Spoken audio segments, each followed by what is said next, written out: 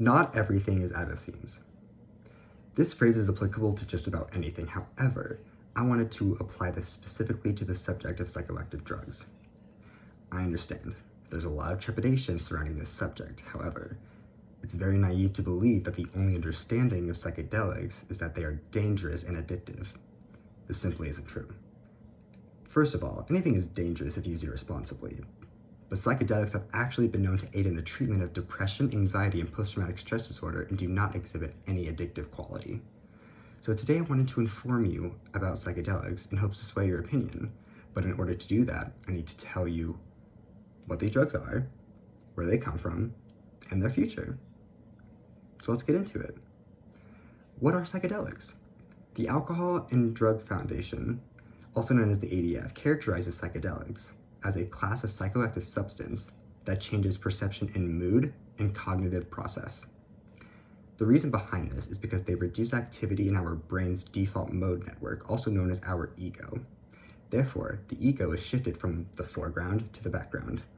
Thus, we are removed from our ego in order to understand something bigger than ourselves. Basically, what this means is that once we remove ourselves from our ego, we're able to think about the larger picture and understand something that is beyond ourselves. This is why psychedelics are commonly known to be used in religious activities, as they were used to achieve a higher consciousness or spiritual enlightenment. Drugs like peyote, ayahuasca, or psilocybin were used in this manner. However, psychedelics like LSD or MDMA, they were chemically engineered, they weren't natural. So they were used among a lot of party culture, a lot of hippie culture, a lot of music. Artists like Bob Dylan, Jimi Hendrix, the Beatles, they all took LSD at a point in time. They did this in order to influence their music and provide better content for their audience. Unfortunately, this is at a time when they were illegal, but they weren't always illegal. According to MAPS, which is the Multidisciplinary Association for Psychedelic Studies, in the early 1950s, a psychiatrist by the name of Humphrey Osmond pioneered the treatment for alcoholism with LSD. The study took place with 2 patients, both alcoholics, that were prescribed 200 microgram dose of LSD. After the treatment, one patient stopped drinking immediately, and the other patient stopped 6 months later. Between 1950 and 1965, 40,000 patients were prescribed with various forms of LSD-assisted therapy for neurosis, schizophrenia, and psychopathy. Each new case brought a lot of promise to the study. However, it got leaked. So there was a patient who came to the study, took the substance, and released it to the public for manufacturing. This brought on a spotlight among hippie culture, as they were the ones who used it the most often among the anti-war movement, and it was unfortunate because the FDA wanted to continue research into this drug for all the benefits. However, Congress passed legislation in 1962 to cease all research, make it illegal, the whole 9 yards.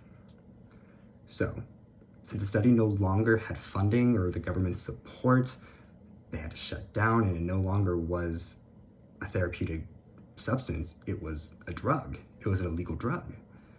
And Nixon's war on drugs only aided in this misconception because the prejudice towards hallucinogens only caused public perception to understand it in terms of substance abuse and addiction. But later in the 90s, this practice was renewed with MDMA instead of LSD. It was treating patients with mood disorders such as depression and PTSD. And in 2019, Rick Doblin delivered a TED Talk where he helped pioneer this organization to help aid in this therapeutic treatment, known as MAPS, as previously cited. In 2012, he gained the authority by the FDA to continue into his next phase, which was prescription use. Pilot studies were conducted with veterans who experienced severe PTSD. Starting at 107 patients, their initial treatment resulted in 23% of patients no longer showing symptoms of PTSD. Now, added the MDMA into the treatment, 56%, doubled the original result, no longer showed symptoms of PTSD. 12 months later on a follow-up, 68%, 2/3 of the study, no longer qualified for the diagnosis of PTSD, while the other third no longer displayed as severe of symptoms. They were significantly reduced. And in 2019, the FDA, they saw these results and they saw great promise in it, and they declared a revolutionary treatment for those who suffer with PTSD, as well as psilocybin treatment for depression. And it's predicted, actually, that the FDA will regulate this treatment by 2021. The psychedelic renaissance is here, ladies and gentlemen.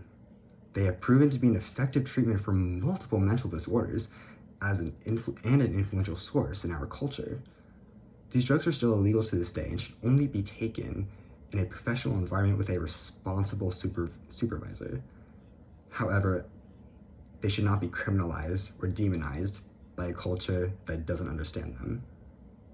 So, did I change your mind?